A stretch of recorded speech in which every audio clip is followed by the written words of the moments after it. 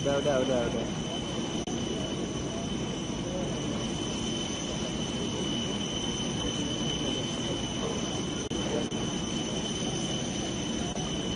Ah, gimana sih?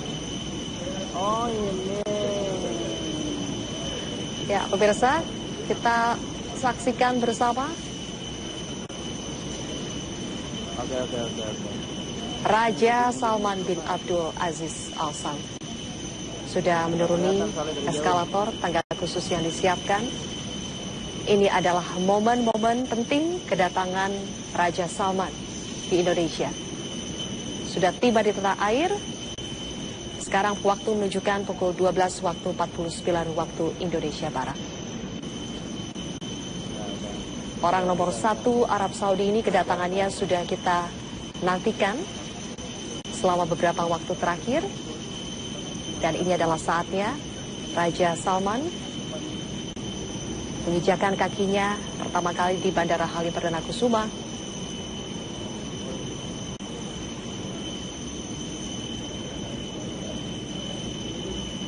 Ya lumayan, masih aman. Ada yang Menggunakan tangga khusus yang langsung diboyong dari Arab Saudi.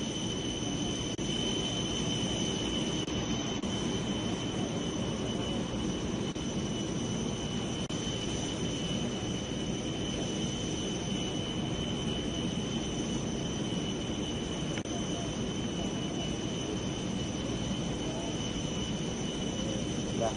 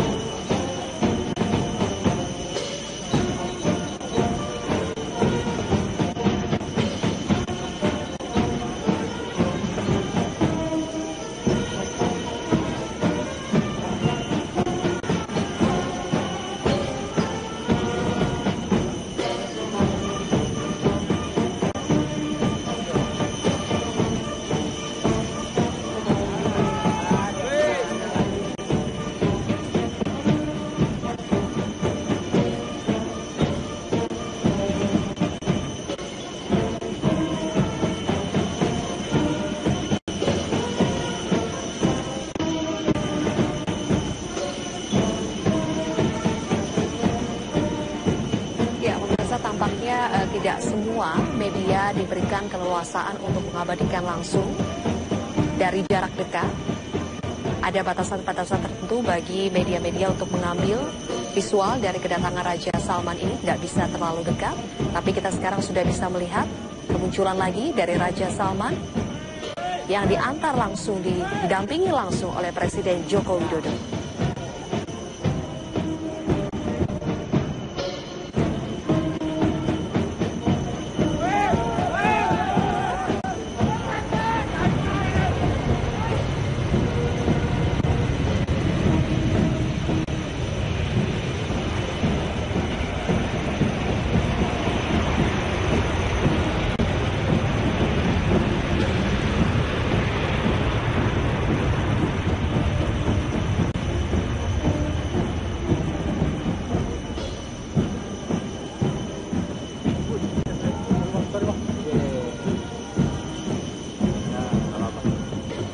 khodim, pelayan, bukan ya. tuan atau apapun ya.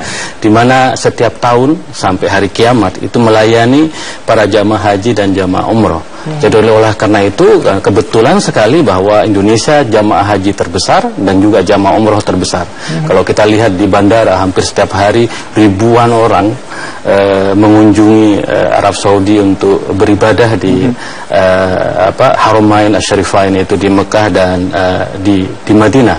Oleh karena itu kenapa Raja Salman disambut dengan sangat luar biasa oleh Presiden Jokowi dan seluruh warga Indonesia, tidak lain karena posisinya beliau sebagai Khodimul Haramain Asy-Syarifain ini. Baik, Mas Wisrawi, terkait dengan geopolitik yang nanti akan kita bahas lebih lanjut, tadi belum sempat terjawab. Kenapa mulai Raja Salman ini baru mengalihkan pandangannya dari barat ke timur, negara-negara Asia termasuk Indonesia kali ini? Kenapa sebelum-sebelumnya mungkin belum tercetus ide reformasi semacam itu? Ya, kita lihat bahwa memang sekarang terjadi apa yang disebut dengan macan Asia, ya, di mana kita juga melihat Cina, Jepang. Terkait dengan kunjungan Raja Salman ini, kita ke Sylvia terlebih dahulu. Silakan Sylvia. Baik, saya akan mengajak Anda dan juga pemirsa untuk memantau bagaimana kondisi terkini di area di sekitar luar dari Bandara Halim Perdana Kusuma. Sudah ada rekan kami Eva Wondo yang akan melaporkan langsung. Eva? Ya, Eva, bagaimana kondisi terkini di area luar dari Bandara Halim Perdana Kusuma?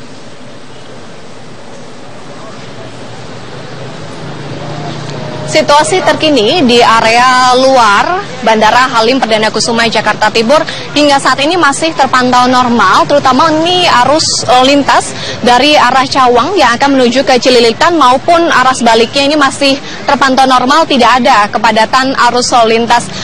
Namun hingga saat ini sejumlah personil kepolisian terutama dari Ditlantas Polda Metro Jaya ini terus mengatur arus lalu lintas di area luar Bandara Halim Perdana Kusuma di kawasan Jakarta Timur ini.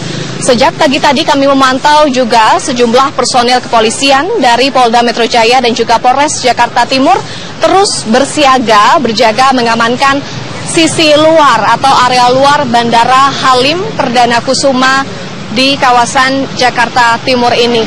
Informasi yang kami dapatkan dari Kabid Humas Polda Metro Jaya, Kombes Pol Argo Juwono, nanti saat rombongan Raja Arab Saudi Salman bin Abdul Aziz Al Saud ini tiba di Bandara Halim Perdana Kusuma dan akan mengarah ke Istana Bogor, Jawa Barat, di Jalan Petrus atau di jalan depan Bandara Halim Perdana Kusuma Jakarta Timur ini yang akan masuk ke arah tol Cawang, Jagorawi ini akan ditutup sementara.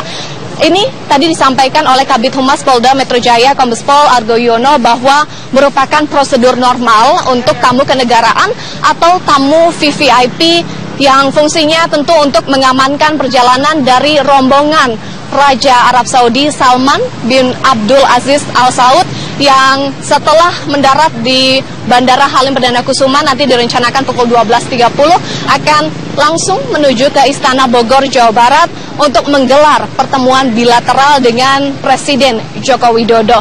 Informasi terkini yang kami peroleh bahwa Presiden Joko Widodo telah tiba di Bandara Halim Perdana Kusuma Jakarta Timur tentunya untuk menyambut kedatangan dari rombongan Raja Arab Saudi Salman bin Abdul Aziz Al Saud bersama dengan delegasi menteri-menteri dan juga Pangeran Arab Saudi.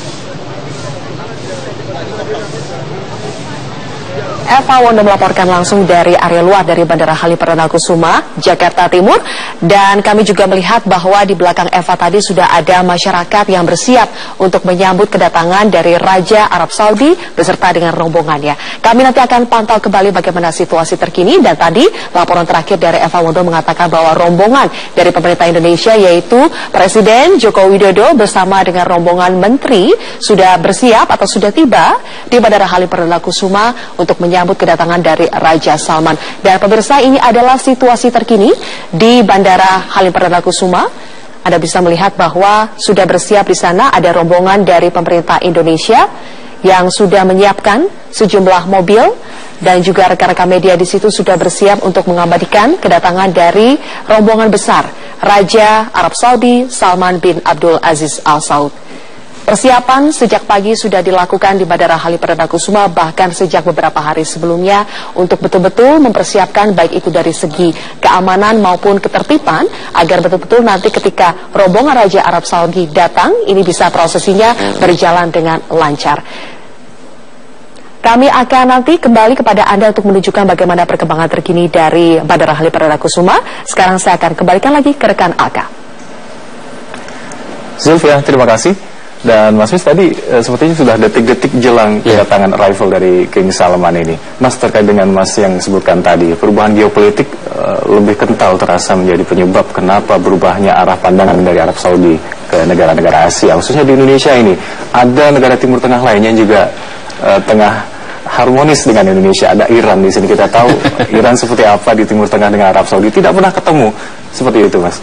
Ya, memang ini mungkin takdir sejarah Presiden Jokowi ya, dengan politik bebas aktif yang sangat luar biasa di mana itu kuncinya ya. Karena Indonesia sama sekali independen di sini. Independen, bebas aktif, dan dari konstitusi kita dijelaskan bahwa Indonesia harus menjadi poros perdamaian dunia. Maka posisi ini yang bisa menjadikan Indonesia bermain lebih luas kesana sini ya. Misalnya dengan Iran ya, kita lihat bahwa kalau kita ke Iran disebut Indonesia, maka akan muncul namanya Soekarno. Ketika kita ke Arab Saudi, kita sebut Indonesia, yang muncul adalah Soekarno. Karena dulu Soekarno membangun satu tanaman persahabatan dengan negara-negara Timur Tengah. Hampir tidak ada masalah. Nah, sekarang ketika kita buka keran kerjasama ekonomi, lalu pemimpin tertinggi Iran mengatakan potensi kerjasama ekonomi kita 20 miliar dolar Amerika, itu sangat besar sekali, dan itu langsung menjual gasnya ke Indonesia, lalu kemudian memberikan 2 kilang minyak yang potensinya 3-5 miliar barel di Taimuriyah dan Bab Saadiyah di Iran. Jadi Iran sudah lebih cepat mengambil langkah-langkah. Nah, sekarang kemudian karena Iran betul-betul ingin menjadikan Indonesia mitra strategis, maka Arab Saudi langsung mengirimkan Raja Talal, Walid bin Talal, yang datang juga menawarkan Aramco untuk investasi di Pertamina, begitu kan. Kita lihat potensi saham Aramco sekitar 2 triliun dolar Amerika. Jadi lalu kemudian ada 10 MOU yang ditawarkan ke Indonesia oleh kerajaan Arab Saudi, dan itu menurut saya memang satu langkah besar ya yang diambil, mau tidak mau diakui ini dalam rangka menyaingi uluran tangan Iran ke Indonesia, dan itu baik sekali. Nah, takdir sejarah Presiden Jokowi mungkin Indonesia yang pada akhirnya akan bisa menyatukan 2 kekuatan besar di Timur Tengah. Kita lihat kalau Arab Saudi dan Iran berjabat tangan, maka selesailah persoalan di Timur Tengah, karena kedua negara yang selama ini berkontestasi menaruhkan perannya di Timur Tengah, dan apa yang terjadi Timur Tengah dalam gonjang-ganjing, turbulensi, konflik yang tidak berkesudahan. Maka instead of daripada kita perang menggunakan rudal ya, senjata yang mematikan, maka lebih baiklah duduk bersama. Dan saya tahu takdir sejarahnya adalah Pak Jokowi yang bisa menjabat tangan kedua pemimpin besar Iran dan Arab Saudi. Kita tidak tahu. Intinya Indonesia sekarang menjadi magnet tersendiri, epicentrum bagi 2 kekuatan di Timur Tengah yang tadinya terus berseteru. Sekarang bisa diharapkan bisa bertemu di sini, alhamdulillah bisa damai nanti. Ini yang sekarang harus rakyat Indonesia harus tahu. Indonesia sekarang lagi dilihat sebagai salah satu kekuatan besar, tidak hanya oleh Timur Tengah, saya kira oleh dunia Barat juga ya.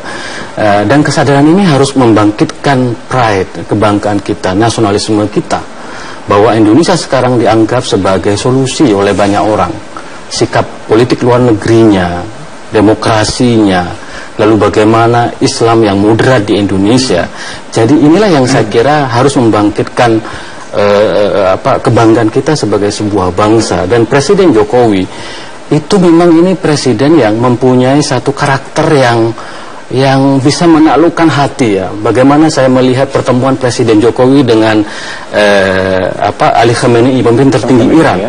Tadi dia mengatakan, memang ada 2 kilang minyak, sudah banyak yang ngincar dari negara barat, tapi saya ingin kasih ke Indonesia. Begitu, itu kan pendekatan hati. Begitu pula ketika Presiden Jokowi berjumpa dengan Raja Salman, itu pertemuan yang kayak pertemuan yang lama rindu gitu. Dia mengatakan tertarik dengan Indonesia orang baik dan ingin mempererat kerjasama, lalu kemudian kita dikasih 10.000 tambahan jamaah haji, kuota haji dinormalisasi, jadi jamaah haji kita tahun ini 230.000 kembali ke awal. Ini kan luar biasa. Nah, momentum yang seperti ini yang sebenarnya saya kira harus menyatukan kita sebagai bangsa, bahwa kita memang dilihat oleh dunia, oleh Arab Saudi sebagai negara besar. Baik, mari Mas, kita sama-sama sebarkan ke masyarakat Indonesia bahwa tidak hanya sumber daya manusia, sumber daya alam maksud kami yang kaya ke Indonesia, tapi juga politik luar negeri yang bebas aktif, dan terutama tadi Islam Nusantara yang penuh kedamaian, yang jadi Islam Nusantara yang berkemajuan. Karena ada Muhammadiyah juga. Baik, Mas Yusrawi, terima kasih telah bergabung sama kami. Kita akan kembali untuk Anda, tetaplah bersama kami di live event Kunjungan Raja.